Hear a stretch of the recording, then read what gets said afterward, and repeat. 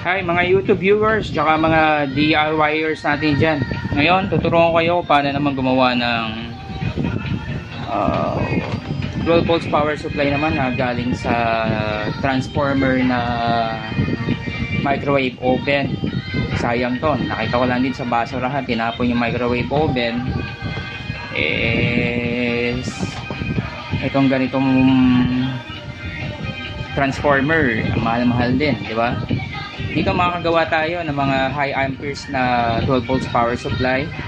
So meron na tayong dalawang rectifier na 50 amperes. Ipaparallel natin yan para ma-double yung amperes nya. Saka isang 50 volts 10,000 microfarad na capacitor. Wala tayong mabiling malaki eh. Sayang, mas maganda yung 100 volts na 10,000 microfarad. Tapos ito, gumamit na lang tayo ng electrical wire na kuryente stranded 12 gauge. So ang gagawin nyo lang is para makuha natin yung 12 volts like na i-convert natin, kasi alam naman natin si transformer ng microwave oven is in-invert naman niya, kinonvert naman niya sa 2000 watts 2000 volts na mababa lang yung amperahe, pero hindi yun ang kailangan natin, di ba? Kaya gagamit tayo ng gauge 12 na ordinary electrical wire. Ang gagawin lang natin is ipapalibot lang ito sa loob ng 12 ikot, tapos itest natin yung output ng AC nya kapag nailibot natin ng 12 ikot.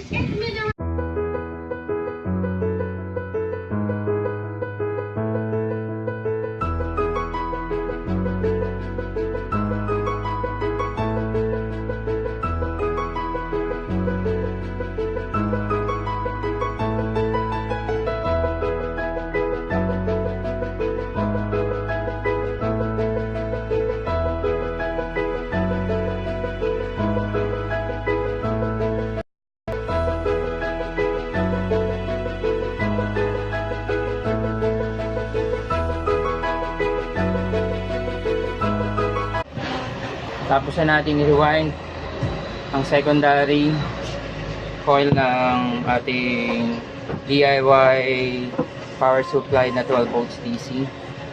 So ito, naka 12 turns to or ikot. Itong primary, muntik na natin. Meron ako nagasgasan kaya piniturahan ko ng gold, yun ang available eh. So far okay pa naman kahit medyo nagkagasgas yung isang ano niya. Ngayon i-test volt na natin kung ano yung output na ibibigay ng 12 turns ng gauge 12 ng electrical wire na ginamit natin. Okay, kunin natin na reading ng AC voltage na lalabas sa kanya. I-set na natin sa AC.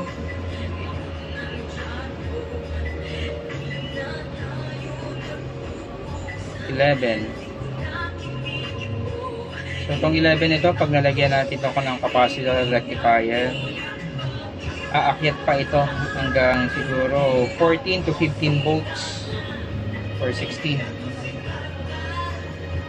So kung naka 11 watts tayo, 11 volts tayo, 11 divided by 12 turns, 0.91 volts per turn sa ating transformer. Tingnan natin gaano kalakas yung amperes. Oy, malakas, matunog si Kwan. Nararamdaman niyo naman yung tunog ng transformer kapag sino-short natin, di ba? So tingnan natin yung amperage niya kung kung ano yung akyat niya sa short test na gagawin natin, kung gaano akyat. Almost pumapalo siya ng 52 plus. So hindi na natin masubukan na matagal, baka masunog naman yung winding natin. So malalaman na lang natin to kapag na-load na natin to sa amplifier. So kunin naman natin yung DC output niya kapag nilagyan natin ng rectifier tsaka ng capacitor. Sakto lang palang 12 yung voltahe niya. Kailangan lang pala idikit itong tester. So per turn is 1 volt. So tama lang pala.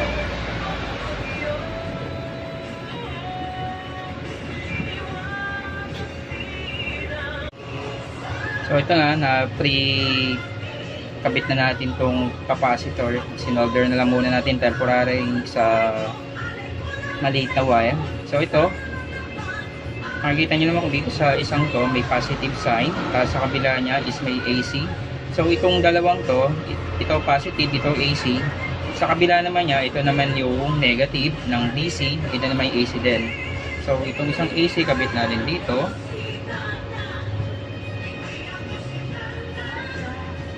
Temporary lang naman to para sukatin natin yung magiging DC output niya.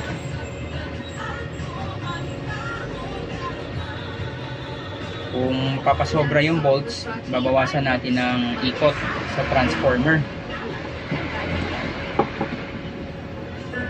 So set naman natin ang ating multi-tester sa DC. So ito na lang si capacitor or hindi, require tayo mag-check.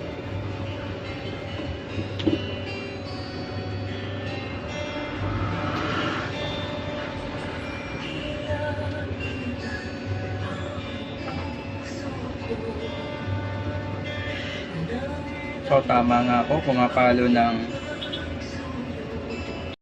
15 to 16. So kung gagamitin natin sa battery to, kailangan pa natin ng pang regulator dito, or kung hindi, mabawasan lang natin ng turn ng ikot sa transformer yung ating secondary coil. Pero kung sa amplifier to, itong 16 is okay na, kaya naman niya to, lalo na kung mono amplifier natin gagamitin. So okay yung winding natin, no? So ito, mainit siya. Nung ilang segundo lang nating pinag-short yung wire, nararamdaman ko sobrang init niya. What more, kung gagamitin natin to sa mono amplifier, siguro kailangan lagyan natin to ng fan kung isa-set up na natin para lang ma-cool down. Pero yung wire naman, okay naman eh. Kasi ito yata ang wire nito hanggang up to 90 Celsius. So, pwede ko pala i-short ng matagal. Yun nga lang. Ingat na lang din. Okay, malapit na matapos. Konting na lang. Ito na lang dalawang terminal. Bukod sa kinrim ko siya, sinolder ko pa siya para siguradong hindi basta siya agad-agad mahuhugot. Tapos nilalagyan ko siya ng shrinkable tube pala. So ang final output ng DC voltage niya is 15 volts from 12 volts kanina nung wala pang rectifier tsaka capacitor. Ngayon is 15 volts yung final output. So busog na busog, tamang-tama lang to para sa mono amplifier na kaya hanggang 16 actually, pero recommended is 14.4 volt. So stay tuned mga YouTube viewers at mga ka-DIYers natin dyan para sa bench test natin sa mono amplifier. Salamat!